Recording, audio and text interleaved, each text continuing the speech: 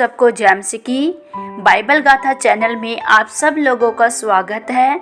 मेरे प्यारे भाई बहनों, आज हम प्रभु की वाणी वचन से सीखेंगे कि मसीह दौड़ को कैसे पूरा करें। जैसे कि आप सब लोग जानते हैं, बाइबल में पहला कुरिन्थियों उसके 9वें अध्याय में जो 24वीं आयत है उसमें लिखा है, क्या तुम नहीं जानते कि दौड़ में तो दौड़ते सब ही हैं, परंतु इनाम एक ही ले जाता है।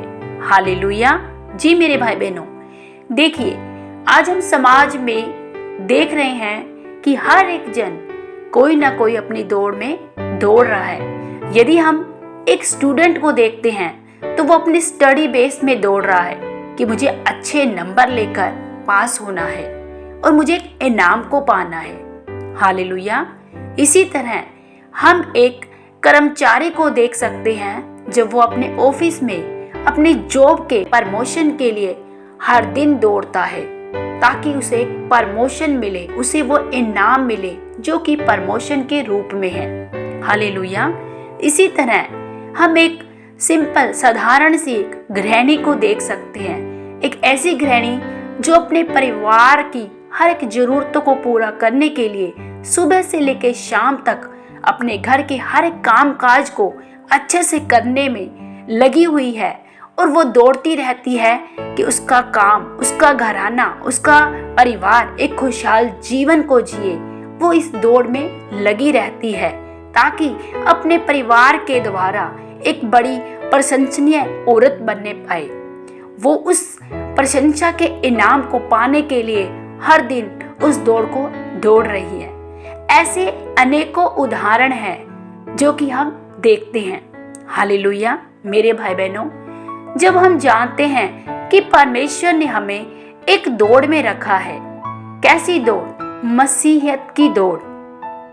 मेरे प्यारे भाई बहनों, पौलुस हमें बताता है कि जब तक एक मनुष्य एक लक्ष्य को लेकर नहीं दौड़ता तो वो इनाम को नहीं पाता है। पौलुस बताता है कि यदि तुम एक लक्ष्य को रखकर दौड़ोगे और उस लक्ष्य के प्रति अपने काम को निपुणता से पूरा करोगे, वफादारी से पूरा करोगे, तो निश्चय ही तुम उस इनाम को पाओगे। मेरे भाई बहनों, हम संसार में देखते हैं हर एक मनुष्य सांसारिक रीति से एक मुकुट को पाने के लिए, एक इनाम को पाने के लिए दौड़ रहा है, लेकिन बाइबल में लिखा है तुम्हारा जो मुकुट है वो मुरझाने वाला नहीं है।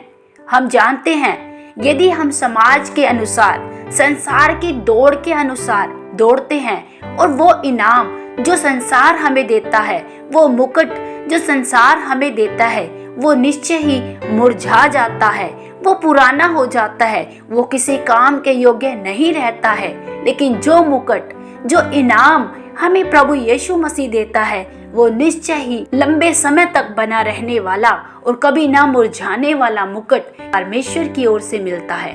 हालेलुया।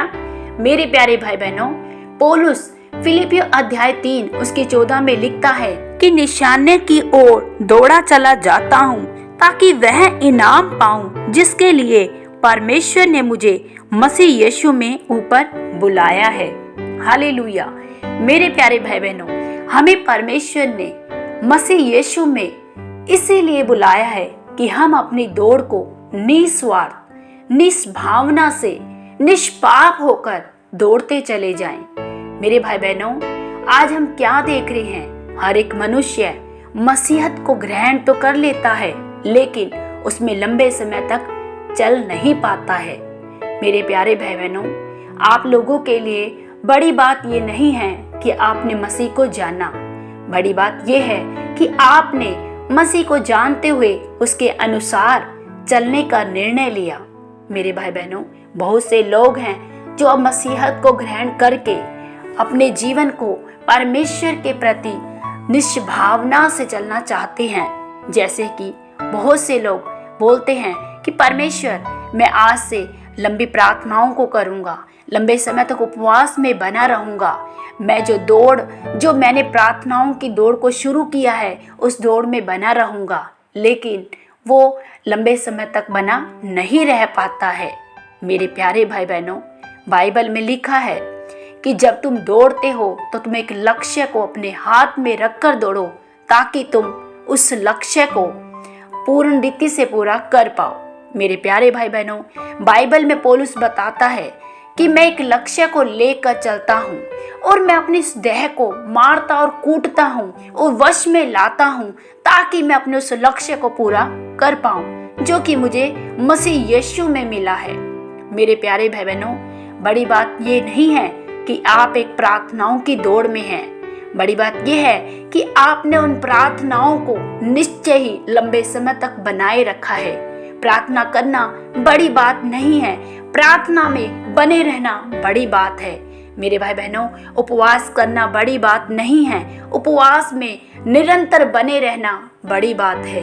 यहाँ तक कि यदि आप बोलते हैं कि मैं वचनों को मानने वाला हूँ और वचनों को अधिक से अधिक पढ़ने वाला हूँ, मेरे प्यारे भाई बहनों, वचनों को पढ़ना बड़ी बात नहीं, लेकिन वचनों पर बने रहना और उसको अपने जीवन में निरंतर अभ्यास में लाना बड़ी बात है। हालेलुया। मेरे भाई बहनों, आज हमें मसीहत में जो दौड़ दी गई है वो हमें एक लक्ष्य को लेकर दी गई है। इब्रानियों की पुस्तक उसके 12वें अध्याय में पहली आयत में लिखा है, कारण जबकि गवाहों का ऐसा बड़ा बादल हमको घेरे हुए है, तो आओ हर एक रोकने वाली वस्तु और उलझाने वाले पाप को दूर करके वह दौड़ दौड़ें जिसमें हमें दौड़ना है और धीरज से दौड़े। हालेलुया। मेरे प्यारे भाई बहनों, यहाँ भी हम क्या देखते हैं कि यहाँ एक गवाहों का बड़ा बादल बताया गया है। कौन है वो गवाहों के बादल? मेरे भाई बहनों, हम जानते हैं कि पुराने नियम में ऐसे अनगिनत लोग थे जिन्होंने अपने परमेश्वर की दौड़ को पूरा किया।